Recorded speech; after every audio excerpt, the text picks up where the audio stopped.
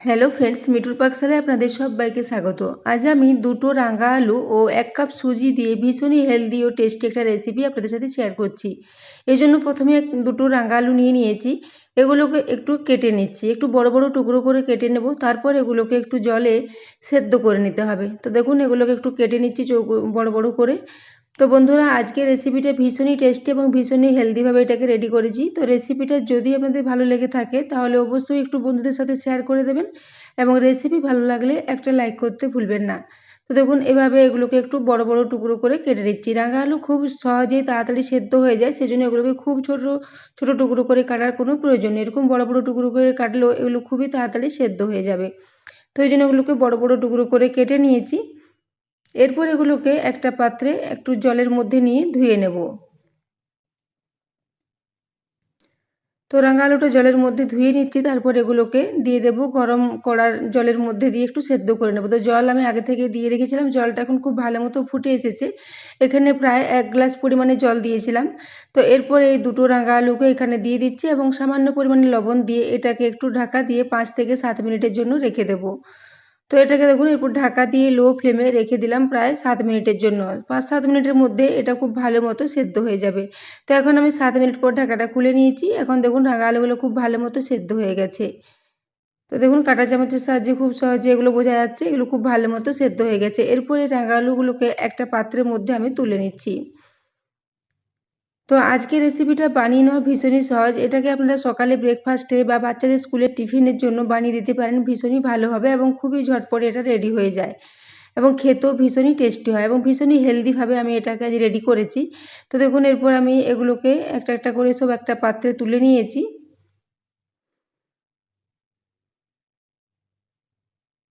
তো এরপর এগুলোকে একটু ঠান্ডা করে নিতে হবে। তো দেখুন এখন এটাকে নামিয়ে নিয়েছি, তারপর এটাকে কিছুক্ষণের জন্য রেখে দিচ্ছি ঠান্ডা হওয়ার জন্য। তো এইভাবে একটু ছড়িয়ে দিচ্ছি, তাহলে এটা খুব সহজেই তাড়াতাড়ি ঠান্ডা হয়ে যাবে। তো ঠান্ডা হয়ে যাওয়ার পর এর খোসাগুলো একটু ছাড়িয়ে নেব। তো এখন আলুটা খুব ভালো মতো ঠান্ডা হয়ে গেছে। এরপর এগুলোর খোসাটা একটু ছাড়িয়ে পরিষ্কার করে নিচ্ছি।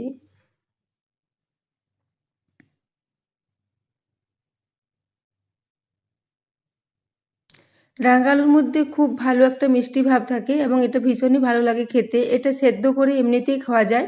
আবার যদি এটা দিয়ে কোনো রেসিপি তৈরি করা হয় তাহলে তার টেস্টটা আবারও ভীষণই ভালো হয়। তো আমি এভাবে রাঙা আলুর খোসাগুলোকে ছাড়িয়ে পরিষ্কার করে নিচ্ছি।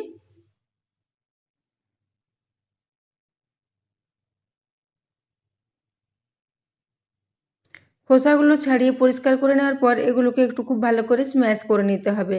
তো আমি এগুলোকে একটু হাতে করে স্ম্যাশ করে নিচ্ছি। তো দেখতেই পাচ্ছেন কত ভালো মতো এগুলো সেদ্ধ হয়ে গেছে। এরপর আমি হাতে করে এগুলোকে একটু এভাবে খুব ভালো করে মেখে নিচ্ছি। যেহেতু এটা ভীষণই নরম হয়ে গেছে, এটা মাখতে কোনো অসুবিধে হবে না। তো আমি এটাকে হাতে করে খুব ভালো করে একটু স্ম্যাশ করে নিলাম।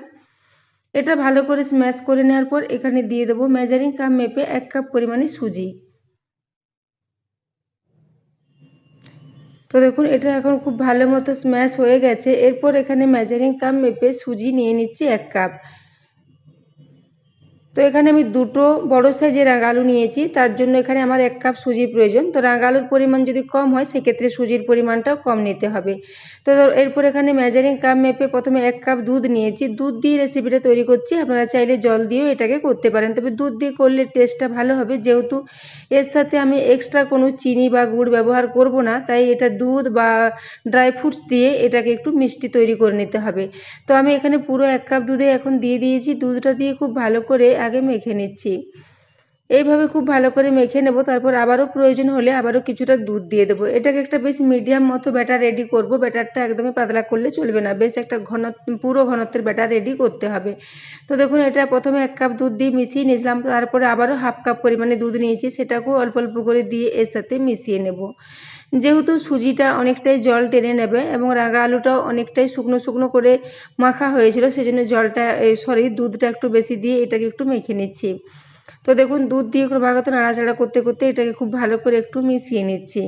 এইভাবে খুব ভালো করে মিশিয়ে নেওয়ার পর এটাকে রেস্টে রেখে দেবো প্রায় 5 থেকে 7 মিনিটের জন্য, যাতে সুজিটা খুব ভালো মতো ফুলে যায়। তো দেখুন এটা এখন খুব ভালো করে মিশিয়ে নিচ্ছি এইভাবে দুধ দিয়ে।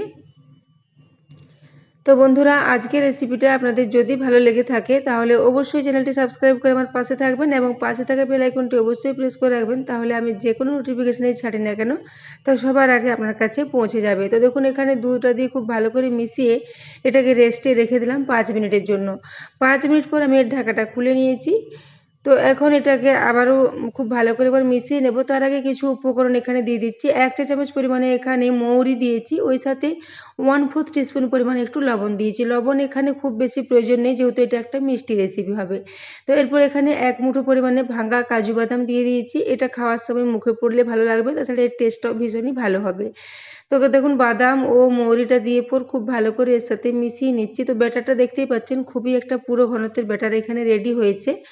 তো এরপর আমি এখানে দিয়ে দিচ্ছি বেকিং সোডা। বেকিং সোডা দিয়েছি 1/4 টিস্পুন পরিমাণে। তারপর এটাকে দিয়ে খুব ভালো করে আবারও মিশিয়ে নিচ্ছি।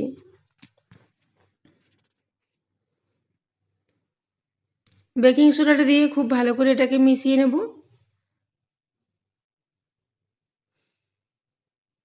তো দেখুন, এর ব্যাটারটা খুবই ঘন আছে, এরকম বেশ একটা ঘন কনসিস্টেন্সির ব্যাটার এখানে রেডি হয়ে গেছে। ব্যাটারটা এখন একদমই রেডি।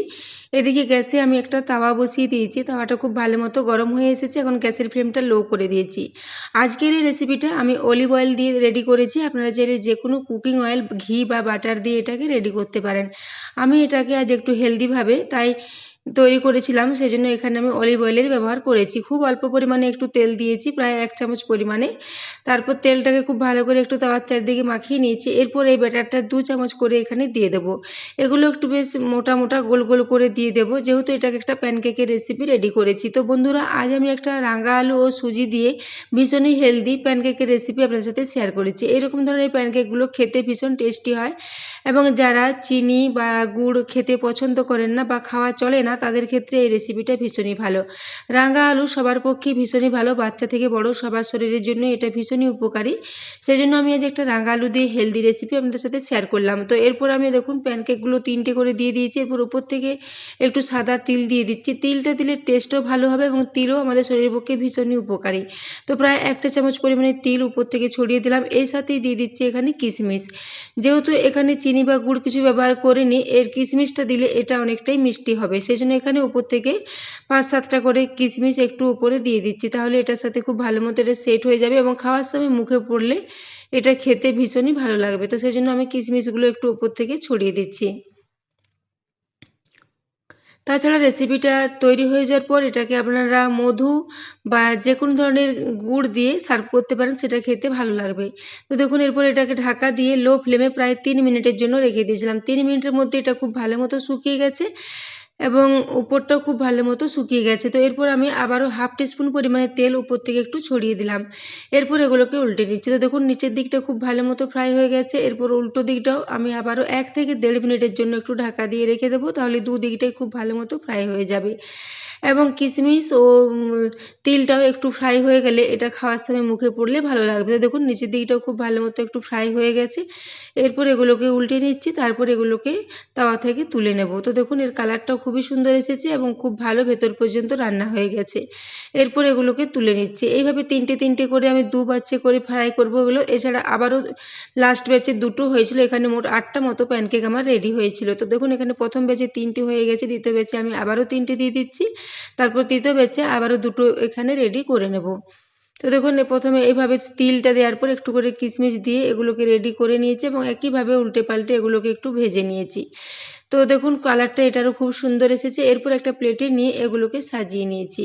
তো বন্ধুরা, এগুলোকে সার্ভ করার পর আপনারা মধু বা নলের গুড় দিয়েও এগুলোকে সার্ভ করতে পারেন, খেতে ভীষণই ভালো লাগবে। তো এগুলো ভীষণই নরম, ঠান্ডা হওয়ার পরও একদমই শক্ত হয়ে যাবে না এবং রাঙা আলু যেহেতু অনেকটাই মিষ্টি হয়, সেজন্য এটার টেস্টটা ভীষণই ভালো হয়েছিল। তো বন্ধুরা, আজকের রেসিপিটা কেমন লেগেছে কমেন্টে জানাতে ভুলবেন না এবং এতক্ষণ পর্যন্ত রেসিপিটা দেখার জন্য আপনাদের অশেষ ধন্যবাদ। আবারও চলে আসবো নিত্য নতুন কোনো ভিডিও নিয়ে। ততক্ষণের জন্য সবাই সুস্থ থাকবেন, ভালো থাকবেন।